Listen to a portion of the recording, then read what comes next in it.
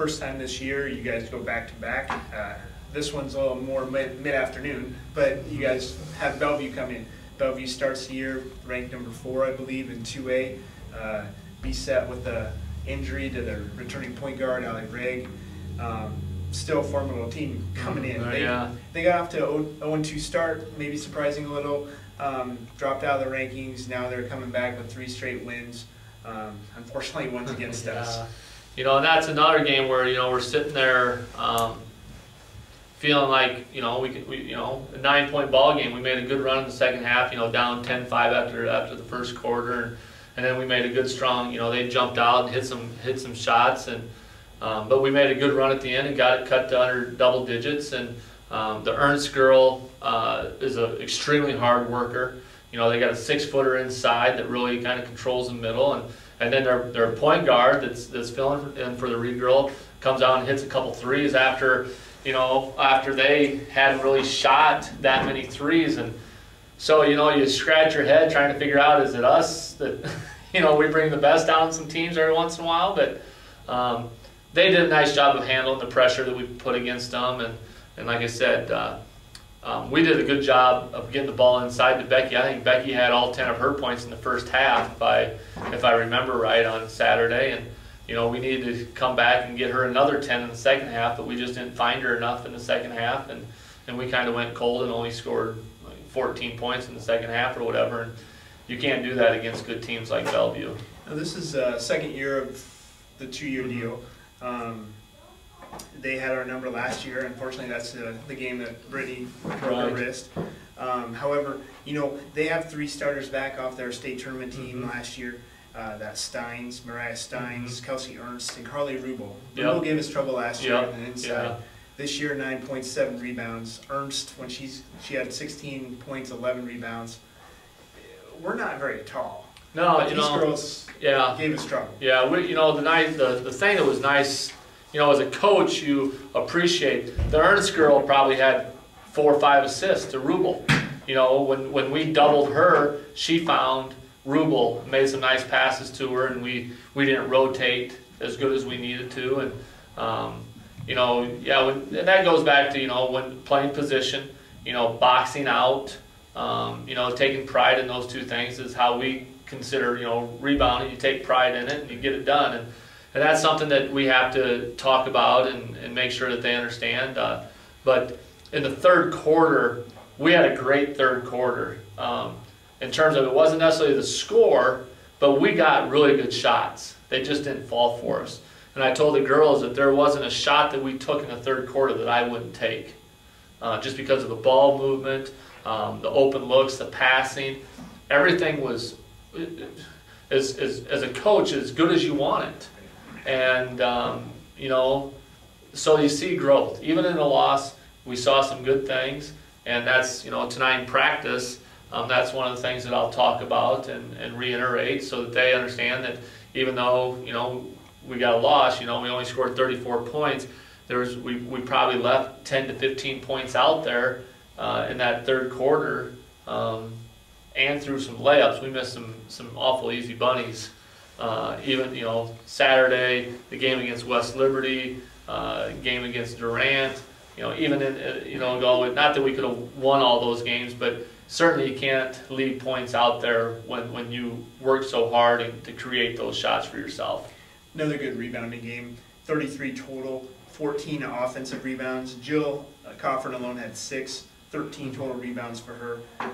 4 players with 4 or more rebounds. We're getting the job done rebounding. Yeah. And everything else will come around as you guys get experience. I mean, it just seems like 8 players scored. 12 played. It just seems like the things are, it just is hurry up and come. Push the fast forward button. Yeah, you know, and that's what you hope as a coach. You know, we're getting some girls some playing time, and we're certainly you know, playing with a sense of urgency, and like I said, the girls they're working extremely hard in practice, and we just have to find some little things that we need to do better, you know, offensively to score a few more points. And but we're getting the shots, and you know, that's the main thing. But like I said, we want to find ways to stretch the defense a little bit.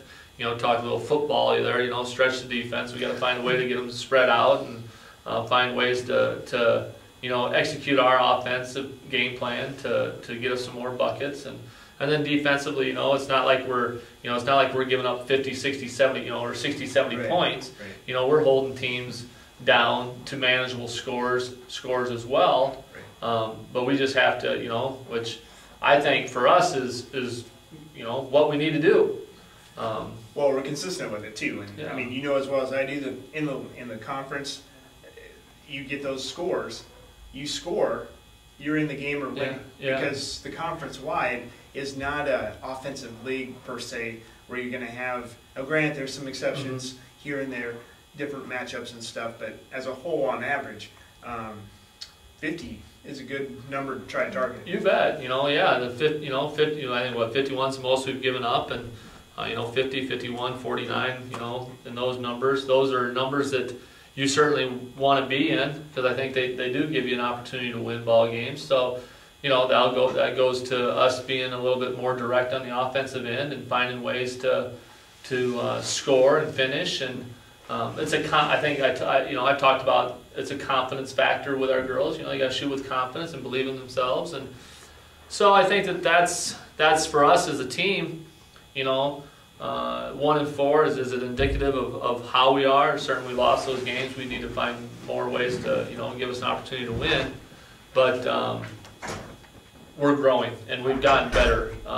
You know, just to throw out, our JV team is 4-1, and you know, they've certainly grown a ton in the last 2 weeks. And you know, our juniors are playing some quarters down there, but our freshmen and sophomores are finishing the games, and they've found ways to finish games. And Caitlin Himes has played big in the middle as a freshman, and Bailey and Ellie have done a tremendous job as sophomores. And that group of freshmen, they just, you know, they hang in there and stick with it.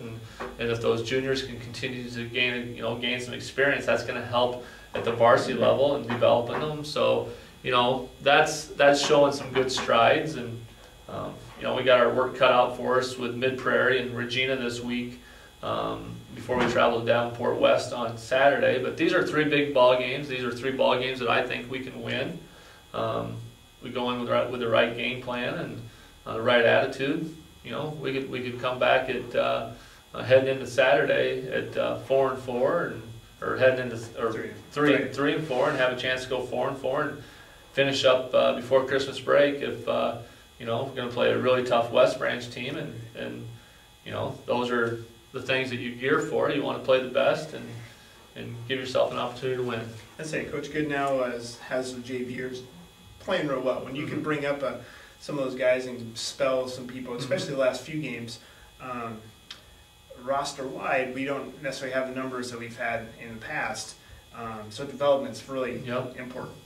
Very much so. You know, those juniors, like we said, they've played JV, but they haven't had a lot of varsity experience. So, you know, Jen Schaefer, Kelsey Lang, Carson Grage, then Caitlin Moore. You know, those are 4 girls that you know, we look at getting some minutes, and I have complete confidence in all 4 of them. And then like I said, you throw Jamie Rolfe in there, who's been with us for 4 years. They're your bench, along with Carson or Taylor Murphy, depending on who's starting. You know, we've started 3 different girls in that 4th spot or 5th spot. So we just, like I said, we just have to find the right combination of players and find the right know-how and get after it and keep improving, and you know, we can see what happens. This is a big week for Mid Prairie. They're coming off a loss to Regina. They have us Tuesday. They have Durant Friday. They have just as big as we do. Regina, you know, they've already played West Branch. It seems like this week is kind of a road. Maybe you guys should get a camper and camp out somewhere, because next Saturday, you guys have a little experience coming off of a back-to-back night from this week. So anyway, let's wrap up. We'll be back next week. We'll talk about these 3 road games and talk about some wins. So, All right, sounds good. for head coach Chad Rezak, my name's Ryan Stonebreaker. We'll see you next week. Until then, we'll see you at the game.